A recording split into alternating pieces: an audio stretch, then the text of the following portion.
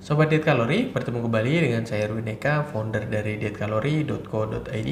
Dan di video kali ini kita akan membahas tentang penggunaan susu protein untuk meningkatkan massa otot, untuk menambah massa otot. Nah, apakah penting, apakah berpengaruh dan sebagainya akan kita simak di video ini sampai dengan selesai. Jadi susu protein ini banyak sekali beredar di pasaran ya, dengan berbagai macam varian, dengan range harga yang berbeda-beda begitu ya, dan banyak sekali orang yang mengkonsumsi susu protein ini untuk meningkatkan massa otot. Jadi mungkin di kesempatan yang lain kita akan membahas tentang bagaimana massa otot ini terbentuk. Cuman kita di sini secara general saja ya, bahwasanya memang massa otot ini membutuhkan salah satunya adalah protein sebagai penyusun inti dari massa otot ini. Dan ya jangan lupa bahwasanya selain susu protein ya, atau mungkin mengkonsumsi protein dalam jumlah yang cukup, kita butuh yang namanya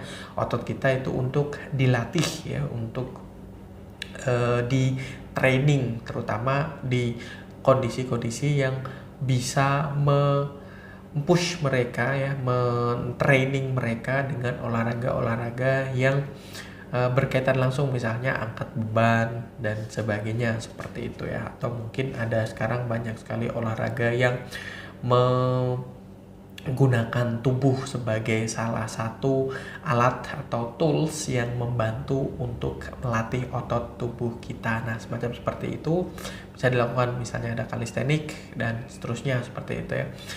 Atau olahraga-olahraga lain yang memang intensitasnya lebih ditekankan bagaimana untuk melatih otot-otot yang ada di dalam tubuh, berbeda dengan misalnya olahraga-olahraga yang bersifat kardio yang melatih jantung. Biasanya olahraga-olahraga kardio ini olahraga yang mengandalkan lari ya, terus kemudian gerak fisik tubuh secara keseluruhan tanpa ada beban di sana seperti itu. Atau mungkin kardio tapi ditambahkan beban. Ada juga yang punya teknik semacam seperti itu, nggak masalah. Yang intinya adalah ya kaitannya dengan susu protein tadi. Protein merupakan penyusun otot yang ada di dalam tubuh kita, dan kaitannya dengan olahraga yang saya bahas tadi ini akan menambah massa otot. Dan misalnya untuk sementara waktu ini tubuh sedang ada di dalam kondisi yang dipenuhi dengan lemak, dan lemak ini bisa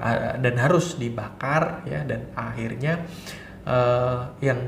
lemak tadi menghilang, dan kemudian ototlah yang akan muncul ketika kita berlatih dengan intens, dengan rutin seperti itu. Tidak hanya intens saja, misalnya kita berlatih dalam kondisi yang dimana kita benar-benar mempush kekuatan yang benar-benar kita miliki sampai batas maksimum, kita bisa mengangkat dumbbell dan sebagainya, tapi hanya dilakukan dalam kurun waktu seminggu sekali, itu juga tidak akan efektif seperti itu. Dan juga ya harus benar-benar diperhatikan rutinitas. Dan ada banyak sekali polemik, mungkin di video yang lain kita akan bahas apakah manakah yang lebih efektif, dengan beban yang benar-benar membuat kita tersiksa, atau yang dimana cukupan bebannya tapi di kondisi yang dimana secara repnya, secara repetisinya lebih banyak. Nah, itu juga jadi pertanyaan tentang menambah massa otot ini. Tapi balik ke topik yang dimana tentang protein tadi,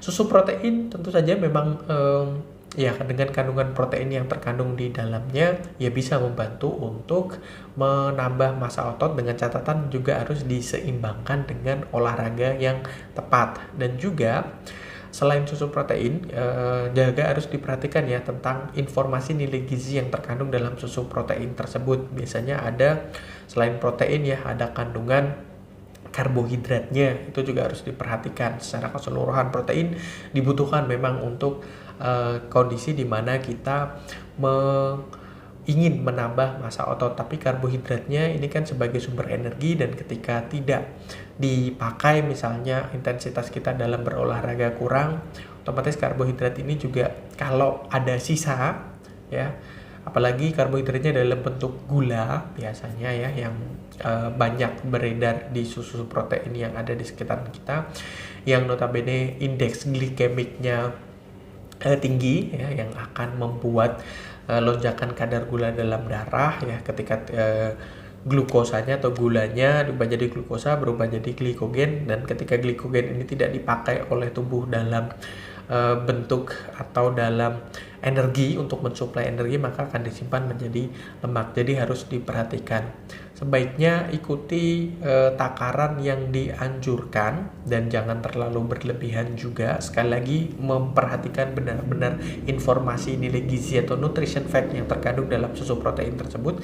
Dan sebetulnya protein ini akan lebih baik ketika kita mendapati protein bukan dalam bentuk sintetis semacam susu, tapi dari bahan-bahan alami, misalnya putih telur ya, daging ayam tanpa kulit, bagian dada, file, dan dengan tidak diproses dengan cara digoreng tapi dikukus dengan tidak terlalu menambahkan terlalu banyak bumbu dan sebagainya. Nah, itu akan jauh lebih baik untuk mensupport menambah massa otot, terutama putih telur ya. Itu sudah menjadi hal yang sangat lazim, sangat umum, dan itu akan sangat lebih baik ketika kita hanya mengandalkan susu protein atau whey protein atau apapun itu yang sudah disintetiskan. Kan ada beberapa zat yang ditambahkan di situ supaya lebih awet, dan bagaimana proses ekstraksinya supaya bisa menjadi serbuk dan sebagainya, itu kan juga harus menjadi pertanyaan di diri kita. Dan ketika kita mengkonsumsi produk-produk protein semacam seperti itu juga harus dipastikan diimbangi dengan